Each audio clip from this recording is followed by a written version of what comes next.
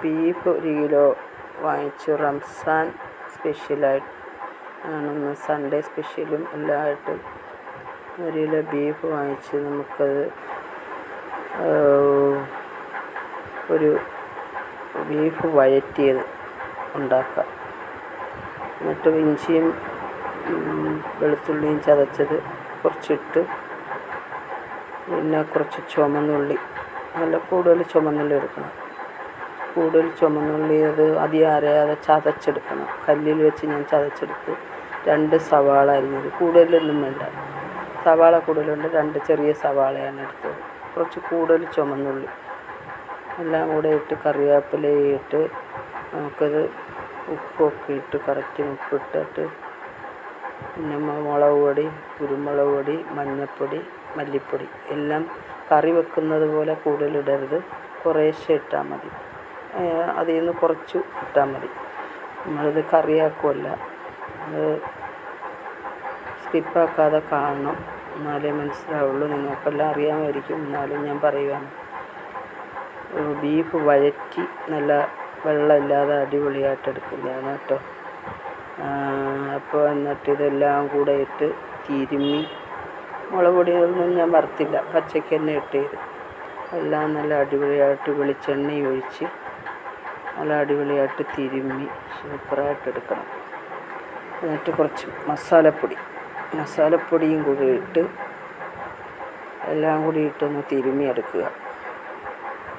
തിരുമ്മി നല്ല റെഡിക്ക് അപ്പം തന്നെ അതിലെല്ലാം കൂടി നല്ല ബീഫൊന്ന് സോഫ്റ്റാകും. ബീഫാണ് കേട്ടോ, നല്ല സോഫ്റ്റാകും. നല്ല തിരുമ്മി എല്ലാം കൂടി റെഡിയാക്കി വെച്ചിട്ട് നമുക്ക് അടുപ്പത്ത് വെച്ച് വേവുന്നവരെ 7-8 വിസിൽ അടുപ്പിച്ച് വേവിക്കാം.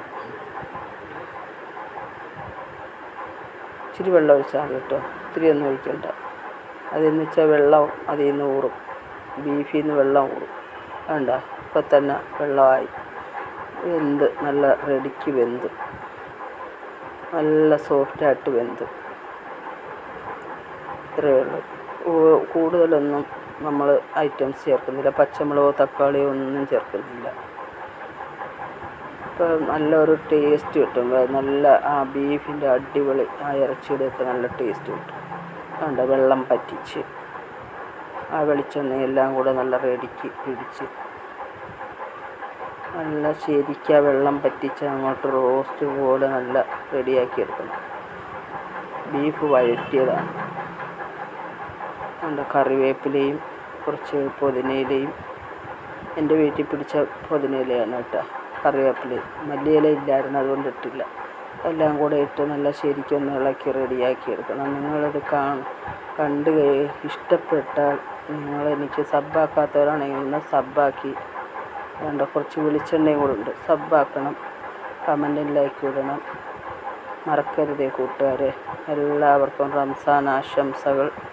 എല്ലാവർക്കും എൻ്റെ പ്രത്യേക റംസാൻ ആശംസകൾ, കൂട്ടുകാർക്കെല്ലാം. പിന്നെ ഇതെല്ലാം നല്ല റെഡിക്ക് നല്ല വെള്ളം പറ്റി നല്ല ടേസ്റ്റാണ് കേട്ടോ, സൂപ്പർ ടേസ്റ്റാണ്. എന്നിട്ട് വേണ്ട ഒറോട്ടിയും തേങ്ങാപ്പാലുമായിട്ട് കഴിക്കാം. ഇന്നത്തെ ഫുഡാണ്, റംസാൻ നോമ്പുറപ്പിൻ്റെ ഫുഡാണ് ഇന്നത്തേത് കേട്ടോ. നല്ല സോഫ്റ്റ് ഒറോട്ടി ഉണ്ടാക്കി, പിന്നെ തേങ്ങാപ്പാലും എടുത്ത് സൂപ്പർ ടേസ്റ്റാണ്. ഓക്കെ, മറക്കല്ലേ കമൻറ്റ്.